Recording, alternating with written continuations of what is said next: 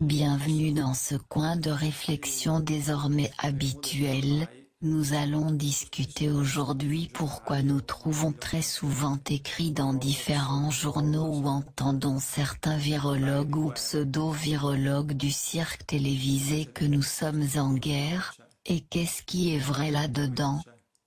Il y a quelque chose de vrai.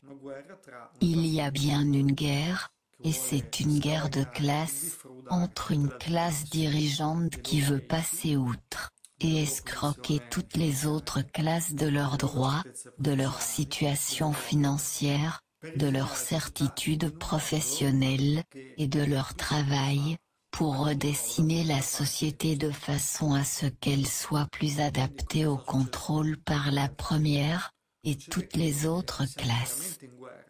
Alors que se passe-t-il, en fait?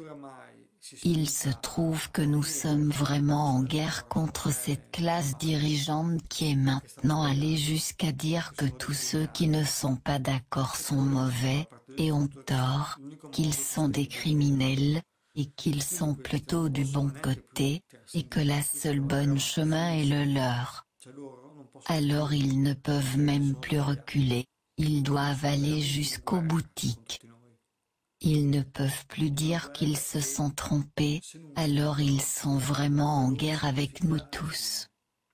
Ils sont dans une guerre que s'ils ne gagnent pas, c'est la fin pour eux, car ne pas gagner cette guerre, pour eux, signifie automatiquement la non-reconnaissance de tout ce qu'ils ont exprimé et fait ces 2 dernières années, et si tout ce qu'ils ont fait et exprimé n'est pas reconnu, ils devront être jugés par un tribunal, et être condamnés et punis pour ce qu'ils ont fait, et cela, ils ne le permettront pas, ou du moins ils croient pouvoir l'empêcher, même si j'ai de gros doutes qu'ils le peuvent. En effet, je suis sûr du contraire, car de plus en plus de gens ont compris, de plus en plus de gens ont maintenant abandonné ce récit, même ceux qui continuent à le soutenir sont épuisés de vivre en bougie et de faire face à ceux qui leur tiennent tête en ne mettant pas de masque,